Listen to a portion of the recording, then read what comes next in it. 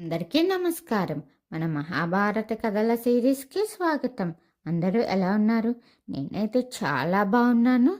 మీరెలా ఉన్నారో కమెంట్ రూపంలో తెలియజేసేయండి. మరి భరతుడు చక్రవర్తిగా రాజ్యాన్ని పరిపాలించి ఈ దేశానికే పేరు తెచ్చిన చక్రవర్తి అని మనకు తెలిసిన విషయమే.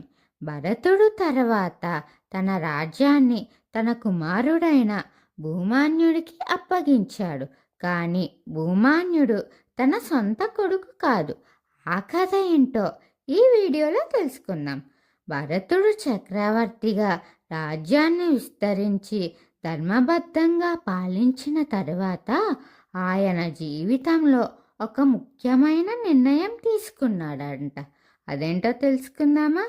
భరతుడికి పలువురు కుమారులున్నా వారిలో రాజ్యాన్ని పాలించే అర్హత, ధర్మం, శౌర్యం ఎవరికీ కనిపించలేదట. ధర్మం కంటే బంధాన్ని ఎంచుకోకూడదని భావించిన భరతుడు తన కుమారులను రాజ్యానికి వారసులుగా అంగీకరించలేదట. అప్పుడు భరతుడు ఒక భరద్వాజ మహర్షి అనే ఆశ్రమాన్ని ఆశ్రయించాడట. భరతుడు భరద్వాజ మహర్షి ఆశ్రమానికి వెళ్ళి ధర్మబద్ధంగా రాజ్యాన్ని కొనసాగించగల వారసుడు కావాలని ప్రార్థించాడు. అప్పుడు మహర్షి తన కుమారుడైన భూమాన్యుడిని భరతుడికి అప్పగించాడట.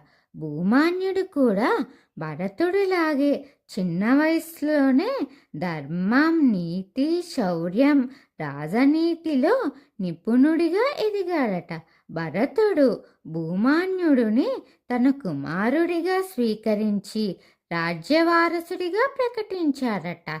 భూమాన్యుని పాలన కూడా చాలా చక్కగా పరిపాలించేవాడు. భరతుడు రాజ్యభారం భూమాన్యునికి అప్పగించి తపస్సు మార్గాన్ని ఎంచుకున్నాడు. భూమాన్యుడు ధర్మాన్ని ప్రధానంగా చేసుకుని తన తండ్రి బాటలోనే రాజ్యాన్ని పరిపాలించాడు. ప్రజల మన్ననలు పొందాడు. రాజ్యాన్ని శాంతి సమృద్ధితో నింపాడు. అతని పాలనతోనే పురువంశం బలంగా స్థాపించింది. భరతుడు మనకు నేర్పిన గొప్ప బోధ ఏమిటంటే రక్తబంధం కంటే ధర్మబంధమే గొప్పది.